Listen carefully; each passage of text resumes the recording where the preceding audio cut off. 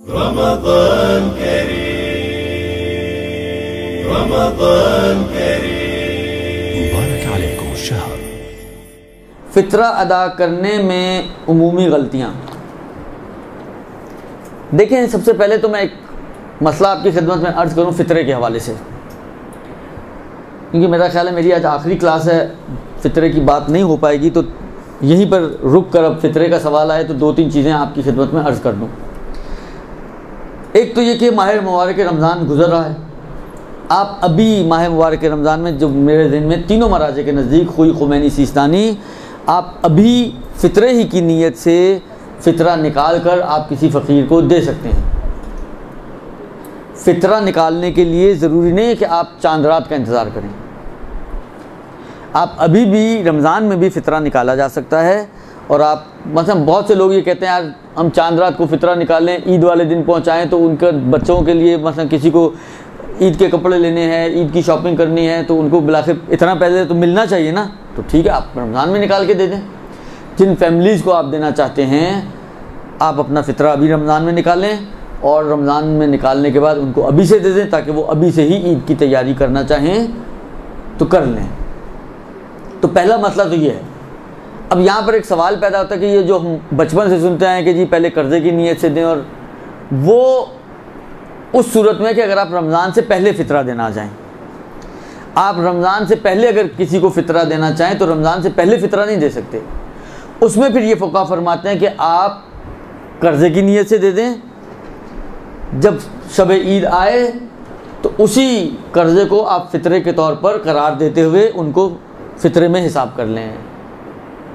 तो ये भी हो सकता है कि अगर आप रमज़ान से पहले देना चाहें। बात औक़ात होता है कोई ख़ास अफराद होते हैं, ये मतलब 2-2, 3-3, 4-4 महीने बाद चक्कर लगाता है। अब इत्तफ़ाक़ से रमज़ान से पहले आ गया, आपने कहा अभी आया है तो ये आएगा मतलब 2 महीने बाद, 3 महीने बाद, और इसी को आप देना चाह रहे हैं, तो आप उसको कर्ज़े के तौर पे दे दें। बाद में उसको शब ईद उसको आप फ़ितरे के तौर पर हिसाब कर लें, तो सांप भी मर गया और लाठी भी नहीं टूटी आपकी, दोनों काम हो गए आपके दुरुस्त।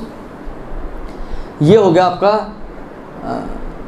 अलबत्ता कोई रमज़ान के दौरान भी ये करना चाहे तो कर सकता है, मना नहीं है कोई, यानी किसी का दिल ना मान रहा हो, क्योंकि बाज़ चीज़ें ऐसी होती हैं वो इतनी ज़हन में बैठी हुई होती हैं कि दिल ही नहीं मानता कि शब ईद की बजाय मैं जो है मसलन आज 10 रमज़ान को जो है फ़ितरा निकाल दूँ। बचपन से एक चीज़ सुनते आ रहे हैं या प्रैक्टिस होती है इंसान की, तो वो इतनी आसानी से ये जो हलक है ना हमारा, उससे नीचे चीज़ें उतरती नहीं हैं। अगर ये आपके हलक में ना कोई चीज़ फंस जाए, फिर मेरा जुमला दुरुस्त। तो ऐसी सूरत में आप ये रमज़ान में भी अप्लाई कर सकती हैं कि रमज़ान में आप किसी को कर्ज़ा दे दें, फ़कीर शरई को जो साहिब शराइत हो, और जब शब ईद आए तो आप उस कर्ज़े के तौर पर हिसाब करके उसको बरी ज़िम्मा बना दें। तो ये रमज़ान के अंदर भी हो सकता है। ये एक चीज़। दूसरी चीज़ ये है कि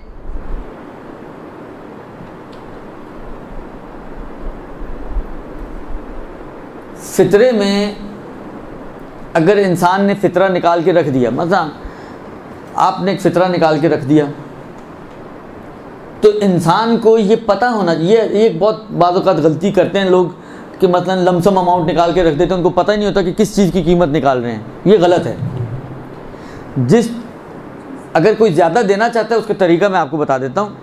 आप पहले तय करें कि आप किस चीज़ की कीमत निकाल रहे हैं। अगर सिस्तानी के एतबार से गालिब ग़िज़ा, जो आपके माशरे की गालिब ग़िज़ा है, उसमें से कोई भी चीज़ आप फ़ितरे के तौर पर 3 किलो पर हेड दे सकती हैं। चावल, आटा। अच्छा, खजूर हमारे माशरे की गालिब ग़िज़ा हो ये मुश्किल है, इसलिए उसको फ़िलन छोड़ दें आप। अगर सिस्तानी वाले खजूर के फ़ितरे पर इक्तफ़ा ना करें। अगर वो, अगरचे मैंने कहा ना कि बाज़ मराजे ने लिखा कि खजूर बेहतर है सबसे, लेकिन वो शायद या तो अपने माशरे और माहौल को मद्देनज़र रखते हुए, या बाज़ लोग एक्सेप्शनली खजूर को मानते होंगे, तो उस वजह से। लेकिन आगा सिस्तानी ने ऐसी कोई बात नहीं की है। लिहाजा गालिब ग़िज़ा जो माशरे की है उसके हिसाब से आप निकालें। गोश्त खाया जाता है, गोश्त का दे सकते हैं आप। अगर किसी को ज़्यादा देने का शौक़ हो रहा है कि सामने, क्योंकि देखिए बिलाखिर ये जाता फ़ुक़रा के पास है। हम लोग इसमें इतनी कंजूसी से काम लेते हैं, यकीन माने हमारी कोशिश ये होती है कि सबसे कम वाली चीज़ को लें, आटा। और आटे में भी अगर फ़र्ज़ करें, माला मिसाल दे रहा हूँ, रेट अगर 38 रुपये, तो हम ये भी नहीं कहते कि चलो राउंड करके 40 रुपये कर दें और 120 रुपये निकाल दें। हम 38 के हिसाब से निकालते हैं। वैसे कैलकुलेशन के हिसाब से होना यही चाहिए। लेकिन बिलाखिर आप देखें, आपने ये पैसा, चाहे आप मुश्तरी उसके वकील को भी पहुंचा रही हैं, तो बिलाखिर उसके पास से जाना तो फुकरा के हाथ में ना। अच्छा, फितरे की अमाउंट ऐसी अमाउंट होती है कि उसको चेंज करने की इजाज़त नहीं होती। अब आप चिल्लर के साथ 125 रुपये 8 आने बने, जब 8 आने हुआ करते थे तो आपने एक 8 आने का सिक्का भी डाल दिया। बाबा आप 8 आने की बजाय 125 को 130 रुपये कर दो, आप राउंड कर दो, 4 रुपये में सदके की नियत कर दो, आप 4 रुपये खैरात के तौर पे डाल दो आप उसमें, ना उसको फितरे का हिस्सा बनाओ। लेकिन इतनी माशाल्लाह एक्यूरेट कैलकुलेशन होती है बाज़ मोमिनीन की कि क्या ही बोले इंसान। एक चीज़, दूसरी चीज़ ये कि अच्छा, बाज़ लोग अपने हिसाब से, शायद मेरा ख्याल है कि उनके दिल में एक शायद पॉजिटिव चीज़ ये होती होगी कि नए नोट, मतलब 10-10 के नोट की गड्डी है तो वो नए नोट निकालते हैं। वो बाबा 10-10 की गड्डियाँ, किसी को 10-10 रुपये फितरे में, देखें ये तो ज़रूरी नहीं कि बताएं आप सामने वाले को कि फ़ितरा दे रहे हैं, लेकिन जब आप ये 10-10 की नोटों की स्लिप उसके हाथ में पकड़ाते हैं तो उसको खुद ही पता चल जाता है कि क्या मिल रहा है मुझे। तो कोशिश करें कि ये जो, देखिए ये गलतियाँ ऐसी गलतियाँ नहीं कि जो फिक्री गलतियाँ हों, ये अखलाकी गलतियाँ हैं। ये अखलाकी गलतियाँ हैं कि सामने वाले को अगर आप ये चाहें कि पता ना चले तो इतना खुला पैसा जमा हो जाता है कि बिलाखिर इंसान बाज़ का सोचता है कि अब ये दे, किसको दे, क्या कह के दे। क्योंकि बाज़ लोग तो हसास होते हैं बहुत, उनकी इज़्ज़त नफ्स इन चीज़ों का को गवारा नहीं करती कि आप उनको कहें जी मैं ज़कात और फ़ितरा आपको दे रही हूँ, ये सदका आपको दे रही हूँ। और अच्छी चीज़ है ये, इज़्ज़त नफ्स का ख्याल रखना ये बहुत अच्छी चीज़ है। जब वो अपने इज़्ज़त नफ्स को मजरू करने के लिए तैयार नहीं, तो आपको भी हक़ नहीं है कि आप उसकी इज़्ज़त नफ्स को मजरू करें। दुरुस्त। लिहाजा कोशिश करें कि इनको इस अंदाज से दें कि पहुँचाने के लिए जिसको भी पहुँचाया जाए उसके एतबार से थोड़ा आसान हो जाए। आप ख़ुद भी अगर दे रही हो तो आपको भी बाद में शर्मिंदगी ना हो कि यार सामने वाला सोच रहा होगा कि मुझे उठा के पता नहीं क्या दे दिया इन्होंने। तो उसको आप राउंड कर सकती हैं, बड़े नोट बना सकती हैं। हालांकि मैंने कहा ना कि जाना तो फ़कीर ही की जेब में ना, हालांकि 2 पैसे ज़्यादा चल जाएँ, उस 2 पैसे पे आप सदक़े की नियत कर सकती हैं, उस 2 पैसे पे आप इन्फ़ाक़ राह खुदा की नियत कर सकती हैं, खैरात की नियत कर सकती हैं। कोई और नियत जो इजाफी अमाउंट है, आप अपनी कैलकुलेशन वही रखें कि जी फ़ितरा मसलन 125 रुपये और 8 नहीं है, मगर ये जो 4.5 रुपये जो मैंने एक्स्ट्रा डाले हैं इसके अंदर वो सदका है। कोई अर्ज नहीं है इसके अंदर। कम से कम लिफाफा खटखट तो नहीं करेगा वो जो उसके अंदर चिल्लर डला हुआ होता है। अब वो ये मैंने कहा ना कि ये चीज़ें ऐसी हैं कि इनको पहुंचाना मुश्किल काम होता है और संभालना भी मुश्किल काम होता है। लिहाजा कोशिश करें कि इसको थोड़े बेहतर अंदाज से अदा करें। शब ईद इसकी नियत की जाती है। शब ईद से लेकर जिन लोगों ने ईद की नमाज़ पढ़नी है उनके ईद की नमाज से पहले तक, और जो ईद की नमाज नहीं है क्योंकि मुस्तहब छोड़ सकते हैं, तो वो ज़ोहर तक इसकी नियत करके इसको निकाल दें। अलबत्ता ज़ोहर के बाद अगर कोई निकालना चाहे तो भी इन्होंने एहतियात यही कही है कि एहतियात यही है कि ज़ोहर के बाद भी निकाले और देते वक्त दोबारा से नियत करें। अगर डिले करके दे रहे हैं तो देते वक्त दोबारा से नियत करें और नियत करके उसको अदा करें। कोई माकूल चाहे उर्फ़ी उज़्र हो अगर आपके पास है तो आप इसको निकाल कर डिले कर सकते हैं। माकूल उज़्र में ये हो सकता है कि मतलब फ़र्ज़ करें आज आपने निकाला है, 2 दिन बाद कोई आने वाला है जिसको आप देना चाहते हैं, एक माकूल उज़्र है, तो आप 2 दिन इसको रोक सकती हैं। लेकिन अगर आपके पास कोई माकूल उज़्र नहीं है तो फ़ौरी तौर पर या पहुंचा दें या ये कि मुश्तरी या उसके किसी वकील के हाथ में आप जाके दे दें ताकि आप बरी ज़िम्मा हो जाएं। एक दफ़ा जब आपने फ़ितरे की अमाउंट निकाल दी, अब आप उसको चेंज नहीं कर सकती। ये एक गलती बहुत होती है। आपने खुले निकाले, बाद में आपको खुलों की ज़रूरत पड़ी, आपने वहाँ पे बंदा नोट रख दिया, खुले उठा लिए, नहीं उठा सकती आप। आपने वहाँ बंदे रखे, आपको आपके हाथ में खुला था, आपने कहा चलो बंदे मैं ले लेती हूँ, खुला वहाँ रख दिया, बंदे नोट उठा लिए, ये नहीं हो सकता।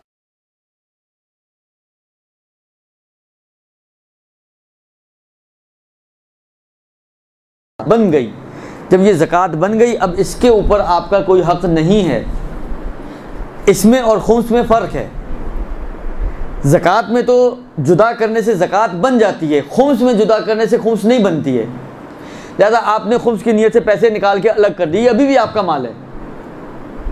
यानी अगर ये आज तलफ हो जाए और ज़ाया हो जाए तो इमाम का नुकसान नहीं हुआ, ये अभी भी आप ही का नुकसान हुआ। आप इसको चेंज करना चाहें, खुला लेना चाहें, बंदा करना चाहें, बिलाखिर बाज़ औक़ात आखिरी तारीख़ों में ऐसे दिन आ जाते हैं कि बिलाखिर सारे ख़जाने जो हैं वो खाली हो चुके होते हैं। अब बिलाखिर कोई ऐसा मजबूरी वाला ख़र्चा पड़ गया, कोई डॉक्टर का, कोई मेडिकल का, कोई खाने का, कोई पीने का, नहीं आपके पास पैसे, आप उससे उठा सकती हैं, अभी भी उठा सकती हैं, इसलिए कि अभी भी आपका माल है। बस खुम्स में और ज़कात में ये एक फ़र्क है कि खुम्स जुदा होने से खुम्स नहीं बनती है, खुम्स अदा करने से खुम्स बनती है। ज़कात जुदा होते ही ज़कात बन जाती है, फितरा। लिहाजा वो अभी भी आपका माल है, खुम्स वाला माल अगर जुदा कर दिया, लेकिन ये अब आपका माल नहीं रहा। जब आपका माल नहीं है तो आपको तसर्रुफ़ का हक़ भी इसमें नहीं है। लिहाजा आप इसके अंदर अब तसर्रुफ़ात सिर्फ एक तसर्रुफ़ कर सकते हैं, वो ये कि इसको उठाएं और किसी मुस्तहिक़ को, जो जामिउ शराइत इंसान है, उसको दे दें। इसके अलावा आप इसमें कोई और तसर्रुफ़ नहीं कर सकते। दुरुस्त जी। एक आखिरी मेरा ख्याल है मसला मैं फ़ितरे के हवाले से बयान कर दूँ। पहले एक सवाल पेश करूँ और फिर उसका जवाब। बाहर के लोग जो बाहर के मुल्कों में रहते हैं, बाज़ औक़ात ऐसे मुल्कों में जहाँ पे फ़ुक़रा नहीं होते या साहिब शराइत फ़ुक़रा मौजूद नहीं है, वो पाकिस्तान में फ़ितरा देना चाहते हैं, या कराची में एक रहने वाला फ़र्ज़ करें लाहौर में किसी को फ़ितरा देना चाहता है, तो क्या मैं अपने मुल्क से फ़ितरे को या अपनी शहर से फ़ितरे को बाहर निकाल सकता हूँ? एक सूरत जो निकालने की है वो ये है कि अगर आपके शहर में कोई फ़कीर मौजूद नहीं है तो फ़कीर ना होने की सूरत में आप फ़ितरा अपने शहर से बाहर उस शहर की तरफ लेके जा सकते हैं जहाँ पे फ़कीर मौजूद है। बस पहली सूरत वो यही है, मतलब मैं कराची में रहता हूँ, मैंने फ़ितरे की नीयत की इस माल पर, और कराची में मुझे कोई फ़कीर ही नहीं मिल रहा। फ़र्ज़ करें, हालांकि एक मिसाल है, यहाँ तो हर दूसरा आदमी ऐसे फ़कीर है, लेकिन समझाने के लिए फ़र्ज़ करें कि कराची में कोई फ़कीर मौजूद नहीं है, तो अब क्या किया जाए? अब मैं ये कर सकता हूँ कि इस माल को उठाऊँ। अगर मैं फ़र्ज़ करें हैदराबाद जा रहा हूँ और वहाँ पे कोई फ़कीर मौजूद है तो मैं हैदराबाद ले जाऊँ और वहाँ पे किसी फ़कीर को दे दूँ, ये कर सकता हूँ मैं। बस पहली सूरत ये है कि मैं फ़ितरा निकालने के बाद उस माल को फ़कीर न होने की वजह से शहर से बाहर निकाल सकता हूँ, ये एक। दूसरी सूरत जो बन सकती है वो ये बन सकती है, अब जो दो बाब की सूरतें जो आ रही हैं थोड़ी टेक्निकल सूरतें हैं, उसमें थोड़ा सा तवज्जो आपकी दरकार है ज़्यादा। दुरुस्त।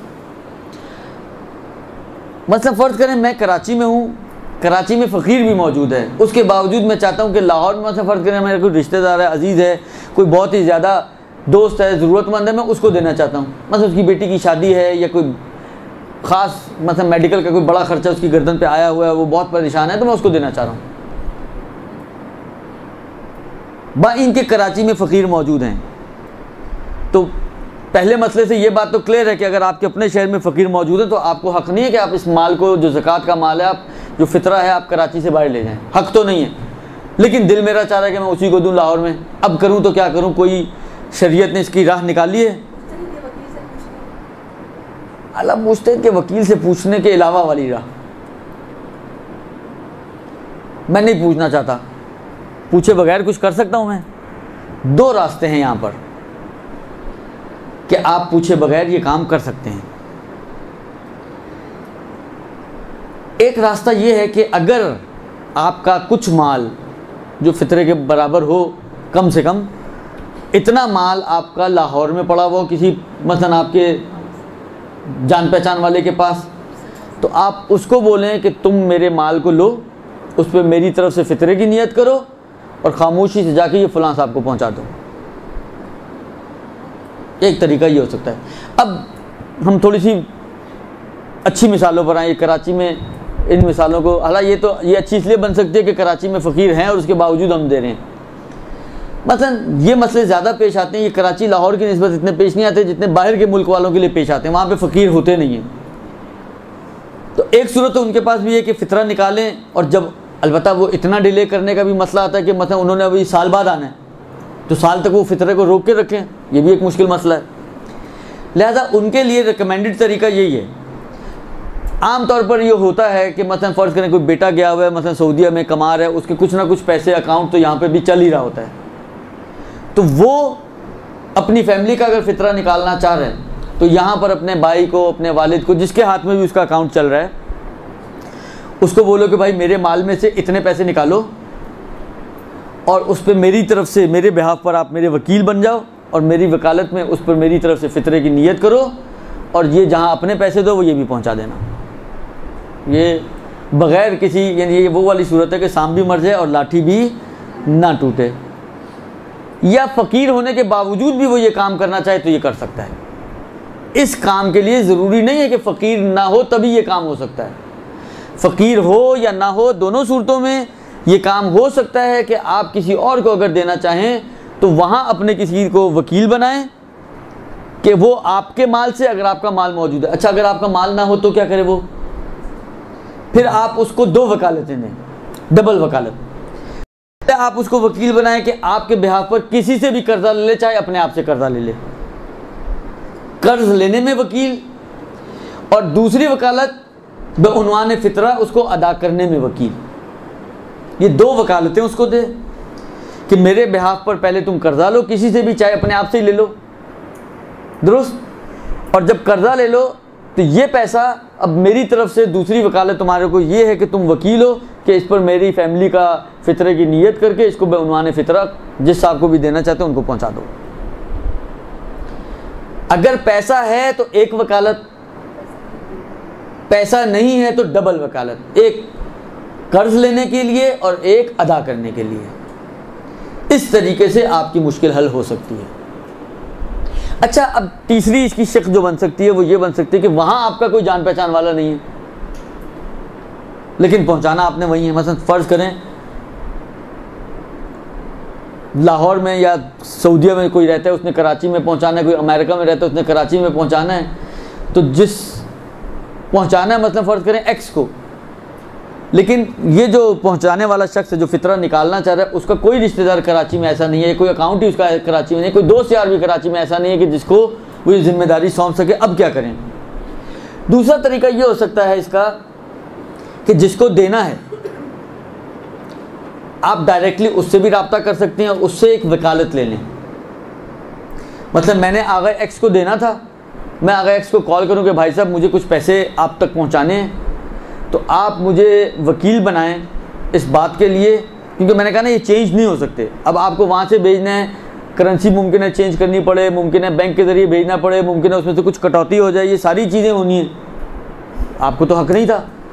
तो आप इससे वकालत लें इस बात की कि भाई मुझे आपको कुछ पैसे पहुँचाने हैं, आप मुझे वकील बना दें कि मैं आपके बिहाफ पर उन पैसों को एक्सेप्ट कर लूँ और फिर मैं आपको ट्रांसफ़र कर दूँ एक दफ़ा। अब ये इसका माल बन गया तो फिर वो आप आज़ाद हो जाएंगे। वो अगर आप ही को वकील बना दे तो आप ये कर सकते हैं कि अपने एक हाथ में पैसे लें अपने फ़ितरे के, और जिसकी वकालत आपके पास है मैं उसकी वकालत में कबूल करता हूँ। उसके बाद ये पैसे हो गए उस साहब के, और अब ये फ्री हो गया। अब उससे जो आपने इजाज़तें लेनी है चेंज करने की, ट्रांसफ़र करने की, ट्रांसफ़र में कटौती की, ये सारी आप उससे इजाज़तें ले लें। उसके बाद आप ये पैसे उसको आराम से ट्रांसफ़र कर सकते हैं। ये 2 तरीके हमारे पास ऐसे हैं कि जो फ़ितरा किसी और जगह मुंतकिल करना चाहें तो उसको मुंतकिल करने के तरीके हैं। ये तो बहुत सारे सवाल आ गए। क्या फ़ैमिली में फ़ितरा दे सकते हैं? अगर दे सकते हैं तो मयार क्या है? सिर्फ़ वाजिब नफ़क़ा अफराद को आप फ़ितरा नहीं दे सकते। जो आपका वाजिब नफ़क़ा नहीं है, अगर उसके अंदर वो शराइत मौजूद हैं। देखिए, ये जुमला मैं इसलिए बार बार करता हूँ कि इसमें बहुत ज़्यादा गलतियाँ होती हैं। हम लोग बाज़ चीज़ों को चेक ही नहीं करते हैं। वही शराइत जो सहम सादात में सैयद की शराइत हैं, जो मजहूलुल माल वगैरह में और दूसरे कफ़ारों वगैरह में आगा सिस्तानी के नज़दीक यहाँ पे भी हैं, और फ़ितरे में तो तकरीबन सब मराजे ने मानी है। तो उन शराइत का ख़्याल रखें जो पहले गुजर चुकी हैं पिछली क्लास में, कि उन शराइत की हामिल अफराद को अगर वाजिबुन नफ़क़ा ना हो तो चाहे आपके घर वाले ही हों, यानी ख़ानदान के अफराद हों, आप उनको फ़ितरा दे सकते हैं। वालिदैन का फ़ितरा कौन निकालेगा जबकि इनके बहुत से बेटे हों, तो इनका फ़ितरा किस तरह निकलेगा या वालिदैन खुद निकालें? देखें, अगर तो वालिदैन किसी औलाद के, यानी शब ईद किस औलाद के घर पर हैं, उसको निकालने वालिदैन का फ़ितरा, क्योंकि जिसके घर पर शब ईद मुमकिन है, मसलन एक वालिदैन हो जो 26-27 दिन एक रोज़े पूरे 26-27-28 रोज़े एक बेटे के घर रहे हों, 2 दिन पहले दूसरे बेटे के घर मुंतकिल हो गए। अब शब ईद सारा महीना इस बेटे के पास रहे हैं, फ़ितरा ये नहीं निकालेगा। जिस बेटे के पास शब ईद थे वो बेटा जो है फ़ितरा निकालेगा इनका। और अगर बेटे फ़कीर हैं और वालिदैन खुद गनी हैं तो वालिदैन फिर अपना फ़ितरा खुद निकालेंगे। उस सूरत में हमने किसी दर्स में ये फरमाया था कि नाना नफ़का उठाने वाले पर ही फ़ितरा वाजिब होता है, और चांद रात को किसी के घर जाएं, वहाँ रहें, लेकिन फ़ितरा नाना नफ़का उठाने वाले पर ही आएगा। ये बात अपनी हद तक सही है, ये जो जुमला है ये अपनी हद तक सही है, लेकिन होता ये है कि जब आप किसी के पास रहने के लिए जाते हैं तो उर्फ़ी तौर पे आप इस वक्त उसके अहलो अयाल शुमार हो रहे होते हैं, इसके नानो नफ़क़े में शामिल हो जाते हैं। तो क्योंकि आप उसके नानो नफ़क़े में शामिल हो जाते हैं, लिहाजा उसकी गर्दन पे आपका फ़ितरा है। कानून यही है, लेकिन मैंने कहा ना, समझने में शायद मुझे लगता है कुछ यहाँ पे मिसअंडरस्टैंडिंग हुई है, और वो यही है कि ऐसा नहीं है कि आप रहें कहीं पे भी तो नानो नफ़का किसी और के ऊपर चल रहा है, नहीं। जहाँ पे आप रह रहे होते हैं उर्फ़ी तौर पर आप उसके घर वालों का हिस्सा काउंट होते हैं। इतना इसीलिए ये मसला आता है कि अगर कोई शख्स चांद रात सिर्फ इफ्तार के लिए जाए, इफ्तार करके उठ के आ जाए, इसका फ़ितरा इस मेज़बान पर वाजिब नहीं है। क्यों? इसलिए कि इतने से खाना खाने से सिर्फ ये उसके घर वालों की तरह ट्रीट नहीं होता। घर वालों की तरह उस वक्त ट्रीट होता है जब ये उसके पास रहने के लिए जाए। कोई चांद रात या एक दिन पहले 2-4 दिन रुकने के लिए, जैसे आमतौर पे बच्चियाँ होती हैं, मैके चली गई, ईद मनाने के लिए जाना है, 2 दिन पहले चली गई मैके, तो अब ये 2 दिन पहले मैके आने की वजह से अपने वालिद के घर वालों का हिस्सा काउंट हो रही हैं। क्योंकि वालिद के घर वालों का हिस्सा काउंट हो रही है, इसलिए इनका फ़ितरा वालिद की गर्दन पर आएगा। बा इनके नफ़का शौहर पे वाजिब है, लेकिन उसके बावजूद फ़ितरा बाप पर वाजिब हो जाएगा, अगर बाप है या जो भी बहरहाल उस घर का करता धरता है, सरबराह है। तो असल बात यही है। और अगर आप किताबें उठा के देखें तो उसमें जुमला भी है कि नानखोर शुमार हो उसका। तो नानखोर शुमार होना ये फ़र्क कर रहा है। ये 27 दिन एक बेटे के पास रहने के बाद आखिरी 3-4 दिन अगर दूसरे बेटे के पास रह रही है, तो अब इस वक्त में ये इसकी नानखोर शुमार हो रही हैं, ना उसकी नानखोर जिसके पास 27 दिन खाया है। उसकी नानखोर थी, हैं नहीं, हैं इसकी। जब इसकी है तो फ़ितरा इसके ऊपर वाजिब होगा। हाँ, फ़ितरा तोड़ने का मसला, इसमें अब जो मुझे याद पड़ रहा है, आग़ाए खुई की एहतियात वाजिब है कि फ़ितरा ना तोड़ा जाए। आग़ाए सिस्तानी एहतियात मुस्तहब के ज़ाहिरन कायल हैं, जो मेरे जहन में इस वक्त है। अब देखें अगर ये जल्दी में ये मसला मुझे मिल जाए। वैसे तो तकरीबन कमोबेश जो फ़ितरे के हवाले से अहम मसले थे जो आपको पेश आने वाले थे, वो मैंने आपकी खिदमत में अर्ज़ कर दिए। ज़कात फ़ितरा, अच्छा 2 चीज़ें इसमें मुझे अब नज़र आ गई, वो भी मैं अर्ज़ कर दूँ। एक तो ये कि मतलब फ़र्ज़ करें मैं मेहमान बन के गया किसी के पास, रात मैंने कहीं और गुजारी, तो मेरा फ़ितरा किस पे वाजिब हो गया? उस मेज़बान पर। हालांकि उसने कहा हम खाना भी खिलाएं और फ़ितरा भी नहीं, हम नहीं देते इनका फ़ितरा, खुद दें अपना फ़ितरा, हम क्यों दें? उसने मेरा फ़ितरा नहीं निकाला, तो आया उसके ना निकालने की सूरत में अब मेरे ऊपर वाजिब होगा या नहीं होगा? तो आग़ाए खुई की जो ताबीरात हैं उससे ऐसा समझ में आ रहा है कि आग़ाए खुई ये कहते हैं कि अगर तो किसी उज़्र की वजह से उसने नहीं निकाला, मतलब भूल गया था कि इनका भी निकालना चाहिए मुझे, तो एहतियात वाजिब ये कि मैं अपना खुद निकालूं। लेकिन अगर हरदर्मी करते हुए नहीं निकाल रहा, तो इनसे ऐसा समझ में आ रहा है कि फिर मेरे पर भी अपना, मेरा तो वैसे ही साक़ित हो गया, उनकी गर्दन पे चला गया, उसने नहीं निकाला तो वो गुनहगार होगा, मेरा अपने ऊपर वाजिब नहीं होगा। लेकिन आग़ाए सिस्तानी फरमाते हैं कि अगर वो नहीं निकाल रहा और मेरे अंदर शराइत मौजूद हैं, बालिग़ हूँ, आज़ाद हूँ, गनी हूँ, तो फिर मेरे ऊपर अपना फ़ितरा वाजिब हो जाएगा, मुझे खुद निकालना पड़ेगा। ये एक मतलब। दूसरा, जो मसला जो है वो ये कि बाज़ औक़ात जब तक घर में मतलब आपके घर में मज़दूर लगे हुए हैं, सारा दिन आपके घर में काम करते हैं, हो सकता है इफ्तार भी वहीं बैठ के करते हो या आप ही उनको इफ्तार करा रही हो, हालांकि इनका फ़ितरा भी हमारे ऊपर वाजिब हो जाएगा। ये फरमाते हैं कि जिसको आपने उजरत पे काम के लिए रखा हुआ है, जैसे यही मज़दूर वगैरह या बढ़ई वगैरह या खादिम, मतलब मासी आती है, रोज़ आती है आपके घर, दुरुस्त, अगर उनके अखराजात उनकी अपनी गर्दन पर हैं, यानी आप उनके सारे खर्चे आपकी गर्दन पर नहीं हैं, आप तो सिर्फ उजरत देते हो उनको, बाकी खर्चे वो खुद ही करते हैं, और ये साथ साथ आपके घर वालों का हिस्सा भी शुमार नहीं होते। बाज़ औक़ात होते हैं ऐसा पड़ाव डाला है कि उन्होंने कहा, आपने भी कहा काम किया, आपको जल्दी, आपने कहा यार एक हफ़्ता यहीं रुक जाओ और यहीं पे काम करो, सारा दिन रात लगे रहो। तो अभी एक हफ़्ता ऐसा है कि ये एक हफ़्ता मतलब इस अंदाज से है कि उर्फ़ी तौर पर ये इसके घर वालों का हिस्सा शुमार हो रहे हैं, तब तो इस पर वाजिब हो जाएगा। लेकिन अगर ये इसके घर वाले भी शुमार नहीं हो रहे, एक, और इसके अखराजात भी सारे इसकी गर्दन पर नहीं हैं, दो, तो फरमाते हैं कि फिर उनका फ़ितरा इसकी गर्दन पे वाजिब नहीं होगा। अब इसमें ये मसला मौजूद नहीं है कि तोड़ने का। अब जो मुझे याद है, मैं अभी याद वाले से आपको बता सकता हूँ कि आगा खुई मना करते थे, आगा सिस्तानी का इतना मसला नहीं है, तोड़ा जा सकता है, एहतियात मुस्तवज़ारन के ना तोड़ा जाए। लेकिन बहरहाल एहतियात इसी के मुताबिक है कि कम से कम एक आदमी का फ़ितरा आप एक ही आदमी को दें, या एक फैमिली का फ़ितरा एक आदमी को दें, तोड़े ना फ़ितरे को। मसलन 700 रुपये बने, आप 350 को दे दें, 350 को दे दें, ये काम ना करें, बीच में फ़ितरे की अमाउंट टूटे ना, इस अंदाज से फ़ितरे को अदा करें।